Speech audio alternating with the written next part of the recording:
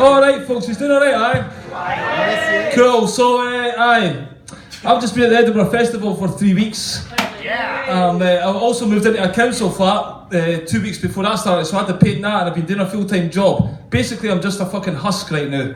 And if you want to kind of about something disgusting, this fucking suit that I'm wearing is absolutely minging. 22 days in a row I've had this on. It's fucking humdinging. See when I put this on, I was like, fucking hell. Can't wait to get it off. I wish I could have it off, but that's the different thing. So basically I've got a poem for you, alright? It's a bit disgusting, so that's what the poem's about. I wrote this especially for this, so that's why the fucking thing's here. Right, he's up for it, aye? Yeah! I'll just try and get organised and hit the ball, hit the fucking road. Here we go. Has anyone ever heard of the Glasgow Circus? Yay! Cool, that's what this is about, hence the circus music, in case you're wondering what the fuck that was about. It was during the Edinburgh Festival that the Glasgow Circus came to town. For those of you who are unaware, this is a circus with a very different kind of clown. They are Jim and his pal Igor, a psycho who is covered in green tattoos. They torture themselves for a living while shattering all societal taboos. For instance, they like to eat lots of maggots, razor blades and parts of a car. Jim said the only thing he wouldn't eat is a Scottish deep-fried Mars bar. Now, for some strange unknown reason, my friend suggested we go to the show. We were both doing a lot of LSD at the time, so I think that's why I agreed to go. Well, Jim and Igor, they didn't hold back. They believe in giving 100%. I think they were just out to prove that their manhood is not even slightly bent. For they stuck skewers through their arms, let off mousetraps on their tongue. They then set fire to their genitals, whilst for their fingers they were hung. At that point I nearly fainted, but I just about managed to regain my breath. I didn't ken how they were coping, because I was fairly close to death. Then came the show-stopping moment. The house lights dimmed. Igor drank a jug of man juice. Aye, and it wasn't even skimmed. He washed it down with a pint of blood and some urine for good measure. How much was he getting paid? Surely he wasn't doing this for pleasure. Then he brought some back up into a glass by Jim battering his ribcage. He then invited any thirsty volunteers to come up into the stage. The audience just laughed. It was obvious he was just being kind.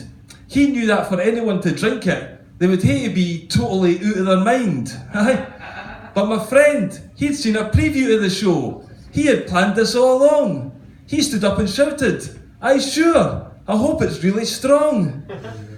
He made his way up to the stage where the world's worst pint did await. It had that much semen in it, it probably turned a gay man straight. Igor handed him the sickly concoction, saying, "I think you're taking this joke too far." But my friend just smiled, then downed a lot. Some people will do anything to be a star. My mate then returned to his seat. The crowd were totally in a state of shock. They couldn't focus on the show. All they could do was stare at my mate and fucking gawk. Jim was more embarrassed than angry, upstaged at his own world-renowned show. They had to call an end to the evening. There was no place more extreme for them to go.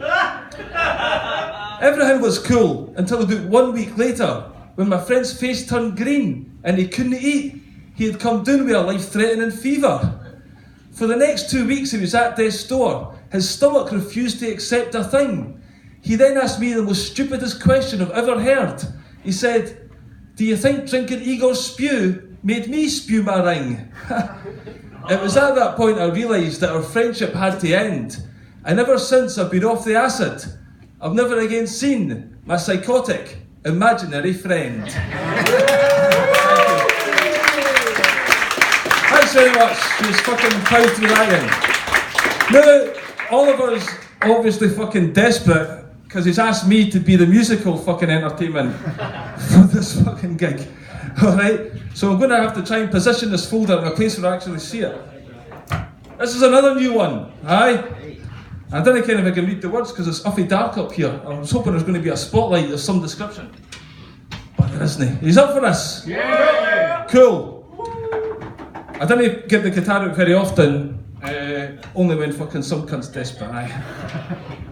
So again, disgusting general theme, let's plod on with this and then we all get a break, aye? And I can stop fucking, get this fucking shirt off, aye? It's fucking hellish. My son says it's got things living in it, it's probably right. Here we go! Oh. I'll need to actually turn the volume up. That could help. We're in business, aye? I'm a bit nervous if fucking, you're all staring at me.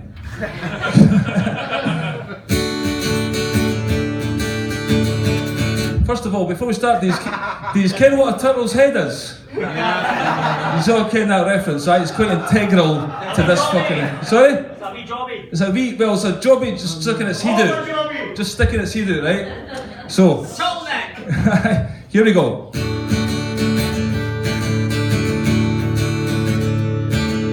Early one morning, I needed a shit, so I got out of bed. It'd been about an hour and a half I'd been holding that turtle's head. I took 2 steps